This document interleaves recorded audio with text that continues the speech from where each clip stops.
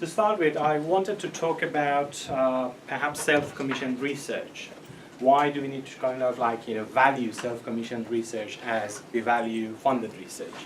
Then I thought, okay, perhaps there is a missing link in here. So I kind of stepped back and thought about that and decided to talk about basically what would be, and that's a very personal take on that. You might or might not agree with part of the things that I say here, but that's the whole sort of nature of academia, I would say, I think. The future of the built environment research in the UK and the challenges we face with. So, before I start, probably I don't need to worry too much about that because of the level of the warnings that Charles Egwu gave us this morning. So it wouldn't be too perhaps scary, my presentation here, but this presentation contains a little bit of propaganda, if you like, but I'm happy to say that actually would be hopefully controlled dose of propaganda, and despite the main sort of purpose of propaganda, which is probably kind of to politicize something, my intention in here is totally and completely depoliticizing what we're doing or trying to kind of argue for that standpoint. Okay, I tried to avoid T word, as Charles said, but couldn't actually resist about B word, so Brexit. Brexit effect, we all know about that. Pretty much we have been kind of affected by that, more or less, in different UK universities. And perhaps it's been a year now, and after some of knee-jerk reactions or some pretending that nothing has happened and we just carry on, we have come to the point that we have to kind of accept that, and we have to live with that, whether we like it or not. There are some basically things coming out of that as a result of that. Hopefully not all of that is negative, and we can make most out of it. Then again we had REF and the Lord Stern review about REF, obviously. And again, some perhaps little bit of reactive, I would say, responses or immature reactions. And don't get me wrong, I've got my suspicions still. And on top of my suspicions, basically, I need to kind of highlight that I'm not against change. I'm totally and completely for change. And just to give you some sort of example, there is a very sort of light read that I enjoyed reading a few years back when I was kind of perhaps too upset about a series of changes in my life, and that's called Who Moved My Cheese by an MD, an American medical doctor called Ken Blanchard. I don't know if you've come across that, but it's all about change. It's a very light read, 20 pages perhaps, but it's in sort of glorifying change and why we need to kind of value that and celebrate it. Obviously within a sort of limit.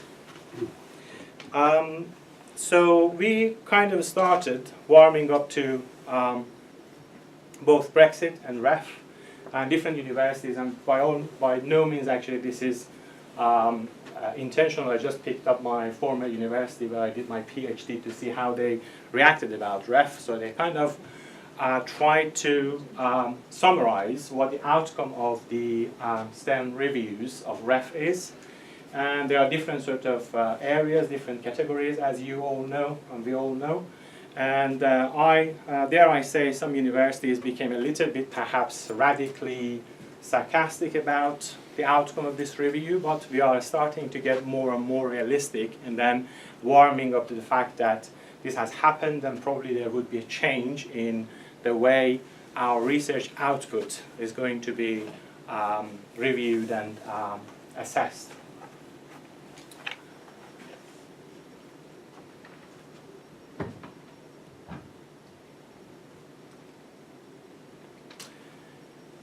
obviously some facts and figures. We all love facts and figures, basically. 3/4 of all publicly funded research and development takes place in the university. It's probably to our credit.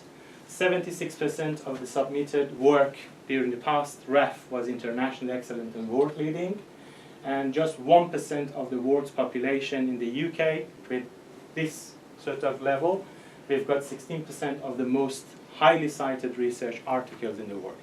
Okay, very good, pretty much. Something to be proud of. And obviously 40% of UK service sector is based on science, technology, engineering and maths. And perhaps one of the highest rates alongside with Germany, Japan, United States and France. And interestingly enough, when I was doing some research about this topic, I came across with this one, which was a report by PricewaterhouseCoopers.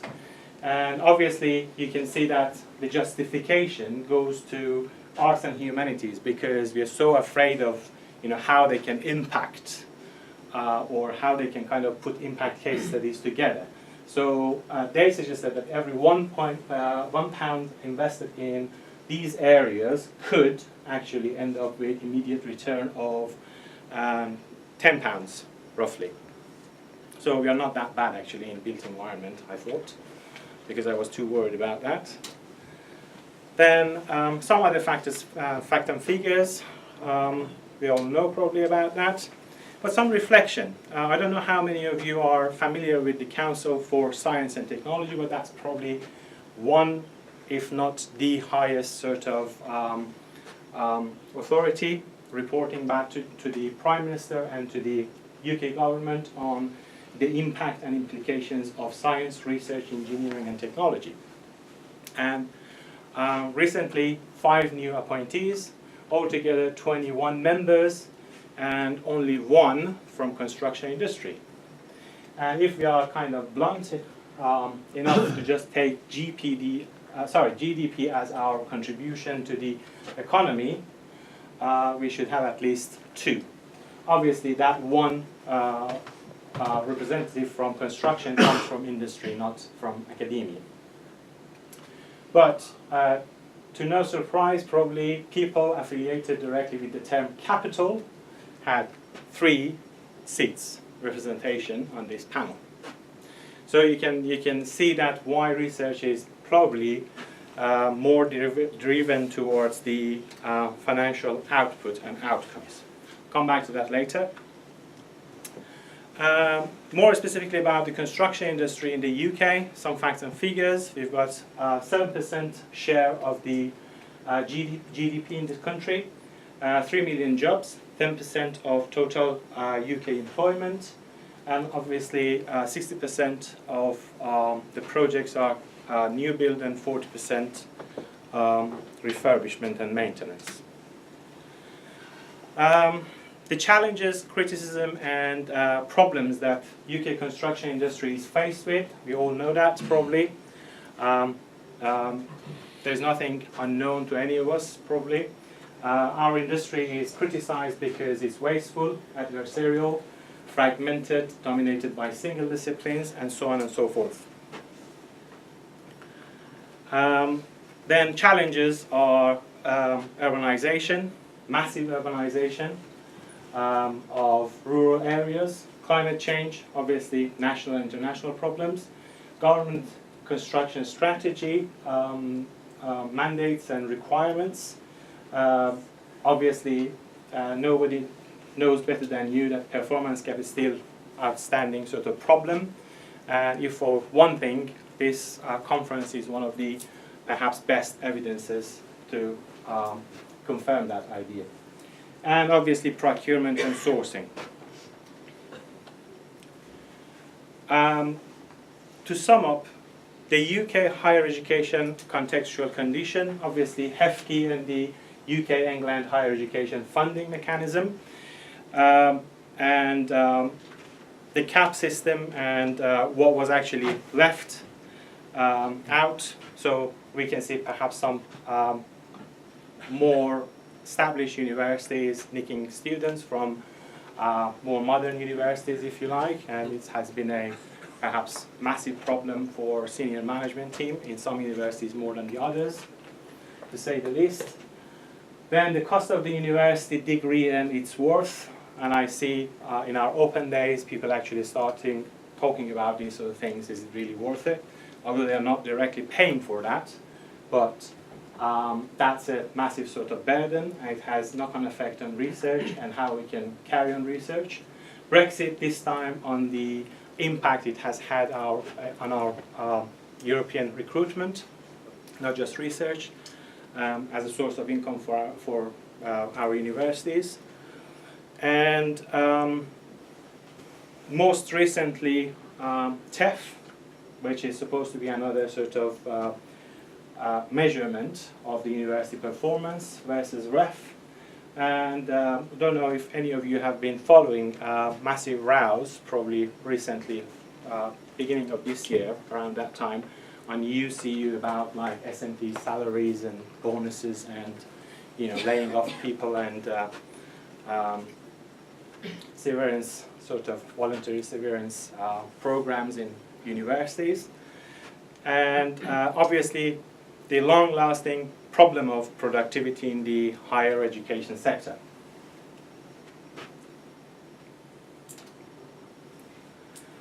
Okay, if it's not complex enough, I'm going to just add to the complexity a little bit more.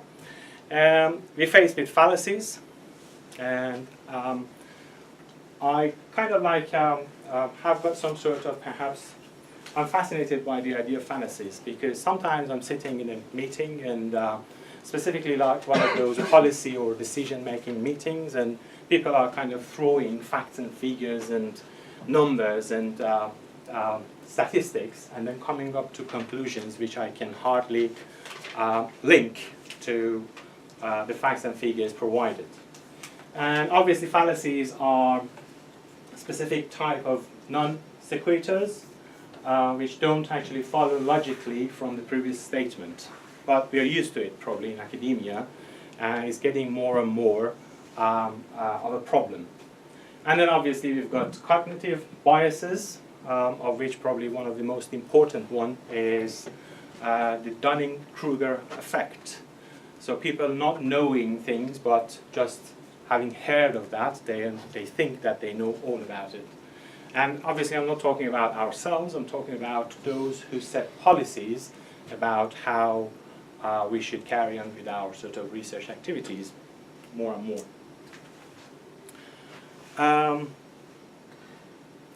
Then, to add even a little bit more, some perhaps dilemmas.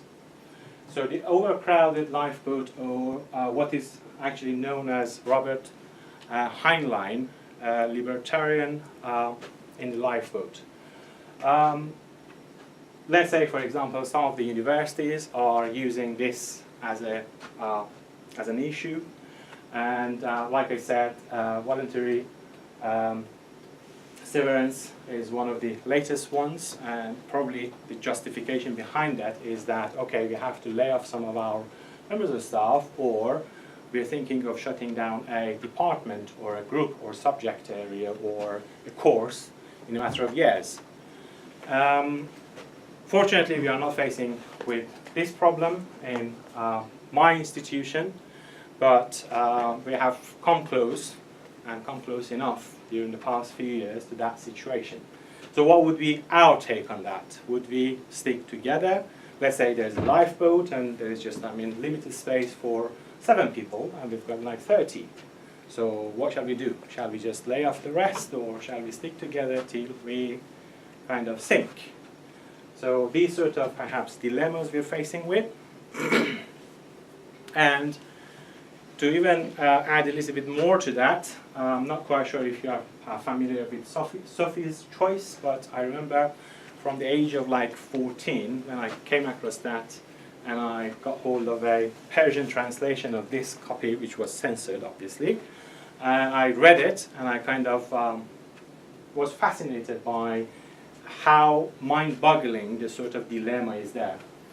But for those of you who might not be familiar with that, is like a mother who has been taken to a concentration camp, and she has been given the choice of choosing one of two of her kids. And with a very basic sort of logical reasoning, she decides to stick with the older son on the assumption that perhaps he would survive. And mind you, those two kids were taken from her, and she was given the choice to just pick one and let go of the other. And she chose the son, and it happens that son doesn't come back, and she intentionally actually decides to let go of the daughter, and she cannot live with the fact that her choice could have been the other way around, and she could have had one of the kids. So these sort of dilemmas, and just I mean to list a series of them. Corinne's choice, which was about Charlie Hebdo. There was one of the columnists who went out to pick up her daughter and then come back, and then the terrorists actually kind of threatened her to key them in. Otherwise, they would have killed her and her daughter. And she did. And that's what happened actually in Charlie Hebdo with the terrorist attack in 2015. So here is the dilemma. So there are so many dilemmas that if we look more closely, we should be able to find some sort of application cases in our day-to-day sort of job. And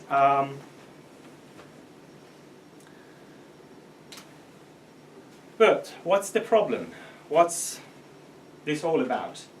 The problem is that we are commodifying research too much. I'm not against that, obviously. Yes, we should, but to some degrees. And another problem is that probably we are having, not we, those who decide about what we do and what we should do and what we shouldn't do, have got more type of what I call fresher's view, which is, for example, probably all of us had the honor to teach first year students, and the very moment you start kind of going a little bit further down the road and then become a little bit more comprehensive, the immediate question is, what's the point? How am I going to apply this? What's the benefit of this? And these sort of things. And only perhaps in their third year they come to the conclusion that, okay, now it's coming together and it makes sense, and now we understand what you were telling us probably like first year and how it's building up. But very much perhaps some of our managers' view is the fresher's view, if you like, so they want the immediate sort of outcome. I want to refer you to a case in 1419, and internationally, perhaps those days, 1419, an internationally proclaimed architect called Filippo Brunelleschi was commissioned to do a hospital in the city of, okay, I've got my notes here, Firenze in Italy. My Italian friends are kind of giving me nods about my pronunciation. And the hospital was called Ospedale degli Innocenti, in Piazza della Santissima Annunziata. Any good? Okay. Thank you. And he had a choice. He had a choice because it was in a piazza, one of those Italian piazzas. Obviously, you've got like colonnades and like, you know, verandas and these sort of things. And he had a choice to have like an architectural manifestation and build a building. But he decided to actually follow the existing sort of structure of that piazza and then become a follower of the existing style in that piazza. And instead of manifesting his own style, kind of follow the existing style. This is what Edmund N. Bacon, the author of the book of Design of the Cities, actually picks up and then mentions an unknown impact of an unknown designer. Okay? So with all of these perhaps introduction, what I'm trying to say is that the level of change and the level of change and the amount of uncertainty we are facing with makes it probably impossible for anybody to actually kind of predict what's going to happen in future. That's the point. And obviously, problem that we're having in our universities, and sometimes we think that it is not just, the generation we are teaching, but sometimes the generation we have to deal with, is the common lack of knowledge of philosophy, and I know it's too many of ofs, but lack of knowledge of philosophy of science, and philosophy of technology, and philosophy of maths, and philosophy of engineering. Probably 10 credits first year in all sort of university courses would help in covering that. And another one, desperate need for innovation, to innovate, lack of collective memory, we tend to kind of forget, and a perhaps self-induced oblivion. And I have picked up that sort of engraving, which is called Garden of Oblivion, and that's a traditional sort of old drawing. So what to do, and that's my personal sort of take on that, just keep calm. Yeah. But what? And option one, take the conventional route. So have expected behaviors and wait to be told what to do exactly and follow the rules and instructions. And hopefully this will result in expected outcomes, but will it? We don't know, because of the level of uncertainty and different sort of parameters which are totally and completely almost out of anybody's hand. Or keep calm and carry on with creativity and conviction, and stick with what I call self-initiated, self-commissioned research, obviously without trying to kind of undermine or devalue funded research, because that's what keeps us and our institution going. But just as an ending sort of note, this was probably kind of targeted towards less established colleagues in research, because I'm seeing a decline in motivation in many of my own colleagues, not in my own institution, but in other institutions throughout UK. So I thought maybe a boost would motivate people to just carry on. Thank you.